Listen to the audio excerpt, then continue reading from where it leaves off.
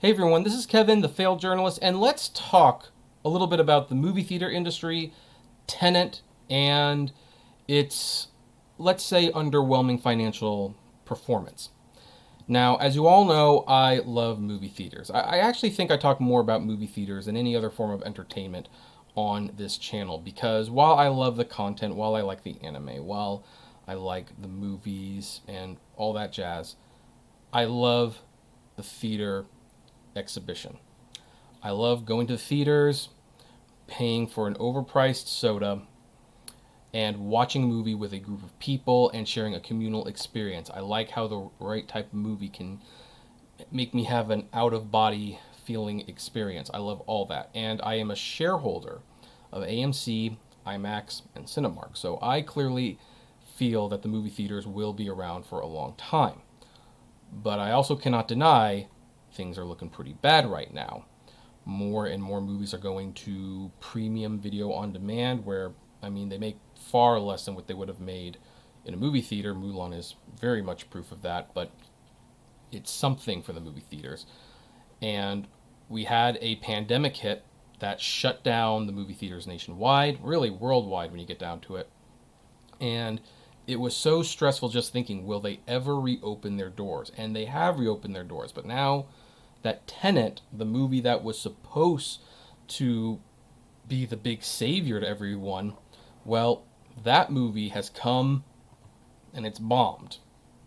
And you have a lot of people asking this very question. Now that Tenet has failed to save the box office, what now? Because the thing is, Tenet, when it bombed, didn't just lose Warner Brothers a lot of money. It created a chain reaction that will probably become known as the Tenet effect, that could very well have hurt movie theaters in the short run. Warner Brothers delayed Wonder Woman to December. They'll probably delay Dune.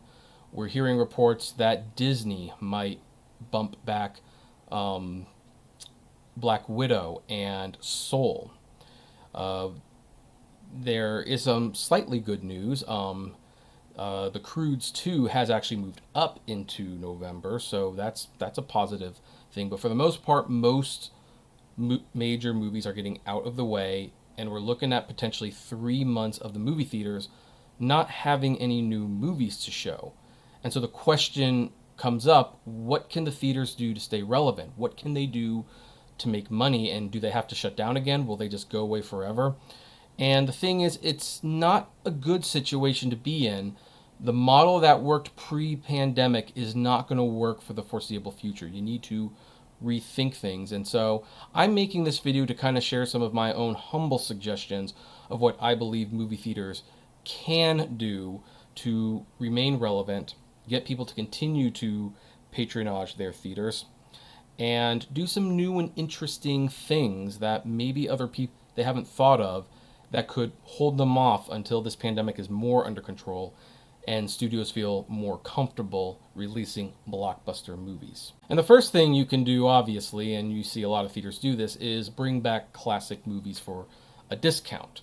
As you can see, we're on Cinemark's page, but AMC and Regal are doing this too, where you can see classic movies on theaters again. So The Dark Knight, Bridesmaids, and Jurassic Park. The Goonies, Raiders of the Lost Ark, Despicable Me. I would actually consider all of those classic films, even if Despicable Me is like a 3-star classic.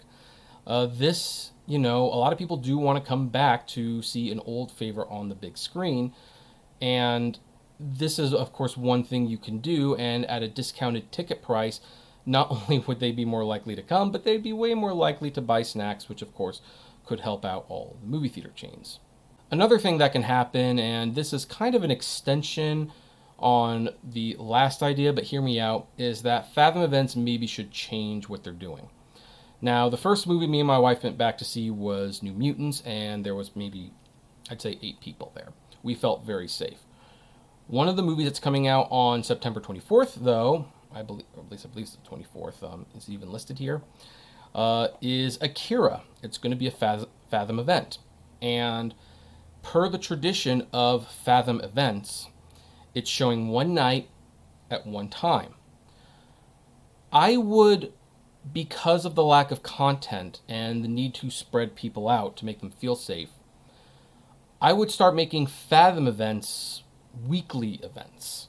Like if there's a Fathom event movie coming out, instead of it being for one night, for one showtime, make it an all week thing with multiple showtimes. You need to fill those screens with content anyway, and Fathom events do bring people to the theaters. In fact, I've kind of told my wife like Akira is going to be the real test on whether or not we feel safe, because that's a movie, 4K Akira release, that would have sold out even if there wasn't a pandemic. At 30% capacity, that's about as close to a sold out showing as we're going to get, and we're going to have to assess whether or not we feel comfortable sitting in a theater with that many people. And if we have to walk away because we don't feel comfortable, we will, and that will be a shame. But the theaters could make that not be a reality for the most part by making a Fathom event a weekly event with all these different showtimes, and people do like to see these events. Well, maybe not the Trump prophecy. I don't really want to see that. Another thing that movie theaters might want to consider doing is showing movies that they normally wouldn't share. Now, this is from Box Office Mojo, and look at the release schedules. You can see there's a lot of independent films that are opening up, documentaries, low-budget science fiction. And these movies would normally not be shown in an AMC or Regal unless it catered to a niche crowd. However, again, we're in unprecedented times, and with Greenland moving off September 25th, you don't want to have just 3 movies for 3 months. So maybe it's time for the theaters to start experimenting with showing some of these movies on a screen, just so that they can show their Stubbs A-list members and their Regal Unlimited members that, hey, look, we've got new movies coming out on a weekly basis. So, this could be a very good way to keep some of the, frequent subscribers who, by and large, don't have to pay for movie tickets coming in, still buying their popcorn and drinks, and watching movies that they might not otherwise have sought out. And, of course, that would be a boon if, like, say, No Escape or Billy the Kid, which was probably only going to show up on a dozen screens at most, are now on hundreds of screens. I mean, you basically give them a gift, and what a great story that makes, that the independent movie scene is helping to keep the movie theaters alive. I think this is a great thing that, theaters should really start, especially since there's no Wonder Woman coming out, they should start looking at some of these movies and say, okay, what can we show that might garner some interest, like that we can push to our viewers. The next thing movie theaters can do, and as you can see, Cinemark has kind of started to do this already, is premium private screenings. Because during quarantine, a strategy that a lot of people did was they quarantined with one another. They picked some friends, they talked it out and said, hey, look, if you agree to not go to these things and we agree not to do that, we can visit with each other throughout this pandemic. And that's what a lot of people did. They picked select friends, groups if you will, and they self-quarantined. Well, you have a premium private screen, you can now select the people that you feel comfortable with and rent out the movie theater, and they're doing it for like a lot less money. I'm hearing like somewhere between $100 and $200, but you get like a dozen people that you feel safe with to chip in $20 each, and you can have a private screening of a movie that you want to see. And if you really open the movies up where people can watch almost anything they want on the big screen, then you really might have something that would be very popular for the next several months. I know personally that if I could do this and watch Disney's The Hunchback of Notre Dame on the big screen again, I would totally rent out a theater and invite some close friends to join me to partake in this movie-going experience, maybe as an early birthday thing, I don't know. But this is something that can be done. And if you want to think about outside the box, not just movies, there are still some expos and conventions that are doing virtual conventions over the internet. And wouldn't it be great if you could find some of those conventions and partner with them and sell people tickets to watch the live stream conventions in a theater with, a capped number of attendees? I'm pulling up Crunchyroll Expo as just an example, although it's past, as you can see. But could you imagine like DC's little virtual thing being shown on all these movie theaters and people paying maybe even a premium, like $30 a ticket to watch the con announcements on the big screen with people so that you could get that, yeah, when there's like an announce. I know that's kind of, but, you know, this is something you might want to consider for the people who feel safe doing this sort of thing. You could sell tickets to, you know, virtual conventions. Now, I say this one for last because this one could very, very clearly go wrong.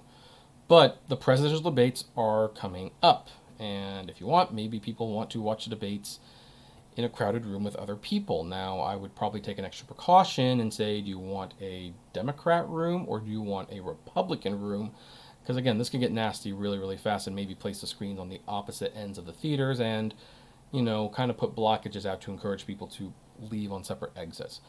But the presidential debate is going to be huge. Everyone's going to be watching it. Some people might actually pay money to see in theaters, and some people might even buy popcorn just to throw it at the screen for reasons I could not possibly fathom. So this is another thing that can be done. And I mean, this is probably one of the last ones I would do, but there you go. And then, of course, you have those other situations where maybe some theaters might work better if they're temporarily converted to like a drive-in theater, maybe still sell popcorn on the side. If you're AMC Dine-In, maybe sell your food through Grubhub or Uber Eats. I mean, there's a lot of things that can be done. I think it's going to be a very scary time for the next few months, but I think if the theaters think outside the box and they start maybe doing things like this, and maybe things I haven't even thought of, maybe they can start showing sports games in the movie theaters. I know that AMC shows football games, or they were for a little while. Maybe showing baseball games in theaters might be the next best thing to do, because people will do that because it's honestly better than watching it at home. I don't know. But anyway, I would like to know what you think about all these, and if you would do any of them. I would love to know. Comment below. Like, favorite, share, subscribe, and as always, flame responsibly. Have a good one.